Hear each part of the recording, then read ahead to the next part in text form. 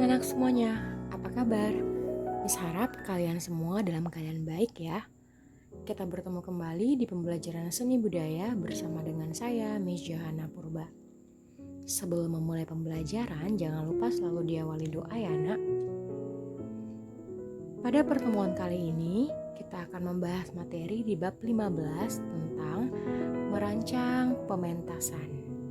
Nah, adapun tujuan pembelajarannya, yang pertama, kamu diharapkan mampu mengidentifikasi langkah-langkah merancang pementasan teater, mengidentifikasi kebutuhan pementasan teater. Yang kedua, kamu diharapkan mampu mendeskripsikan langkah-langkah merancang pementasan teater. Yang ketiga, kamu diharapkan mampu mengeksplorasi tata teknik pentas dalam bentuk rancangan pentas. Yang keempat, kamu diharapkan mampu merancang tata teknik pentas. Dan yang terakhir, kamu diharapkan mampu mengkomunikasikan rancangan pementasan secara lisan atau tertulis. Nah, langsung saja kita masuk di pembahasan di bagian A, merancang pementasan teater. Seni teater adalah salah satu bentuk kegiatan manusia yang secara sadar menggunakan tubuh sebagai unsur utama. Seni teater disebut juga pertunjukan yang ditunjang dengan unsur gerak, suara, bunyi, dan rupa yang dijalin dalam sebuah cerita pergulatan tentang kehidupan manusia. Dalam merancang pementasan teater, ada beberapa kegiatan, diantaranya sebagai berikut. Yang pertama, membentuk panitia. Yang kedua, membuat rancangan pentas. Yang ketiga, melakukan latihan. Nah, kita membahas satu persatu ya. Dimulai yang pertama yaitu membentuk panitia. Panitia merupakan organisasi yang bertanggung jawab penuh terhadap keberhasilan pelaksanaan pementasan teater. Nah, agar pementasan teater kita lebih terarah, diperlukan sebuah kepanitiaan. Supaya apa? Supaya nanti pementasan teater kamu terarah dan ada penanggung jawabnya. Ketika kamu membentuk kepanitiaan, yang harus diperhatikan adalah menyatukan hati dan kesadaran semua yang terlibat untuk tujuan membuat pementasan yang baik, berhasil, dan sukses. Pementasan harus terlaksana sebagai sebuah pertunjukan yang memberikan pembelajaran berharga bagi semua pendukung dan penonton. Nah, dalam suatu kepanitiaan tentunya dipimpin oleh seorang ketua. Ketua panitia merupakan manajer di dalam organisasi pementasan. Ketualah yang bertanggung jawab terhadap keberhasilan pementasan. Nah, yang kemudian anggota panitia memiliki kewajiban untuk saling membantu dengan unit lain sehingga beban kerja terbagi rata. Nah, ketika panitia sudah terbentuk, langkah selanjutnya adalah membagi tugas masing-masing anggota panitia.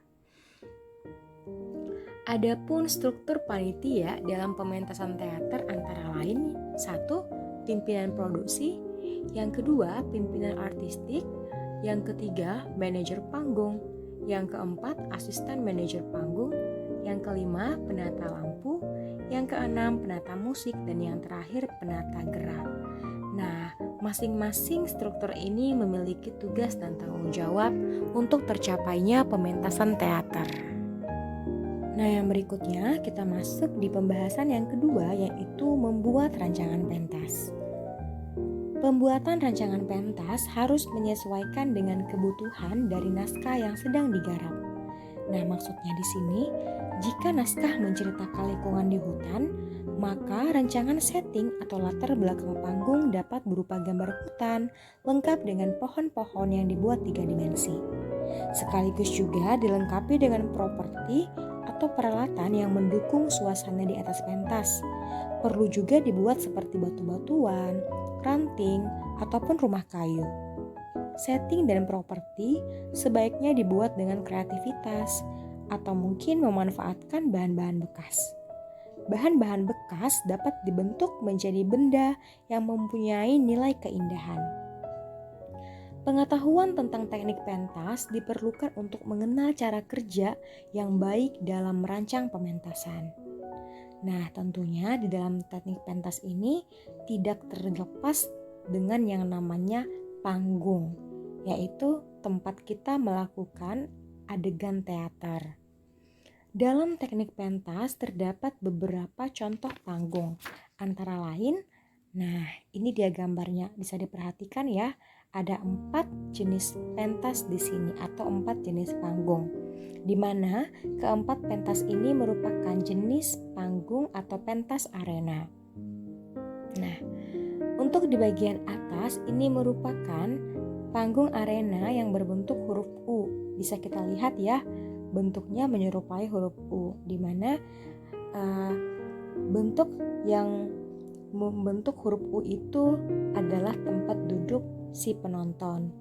Dan yang kemudian di bagian center atau tengahnya merupakan tempat para pemain teater melakukan adegannya. Nah, untuk gambar yang di bawah kanan itu merupakan jenis panggung arena berbentuk bujur sangkar atau persegi. Sedangkan di bagian bawah kiri merupakan jenis panggung arena bentuk lingkaran. Nah, Miss harap kalian bisa memahami ya keempat jenis panggung ini.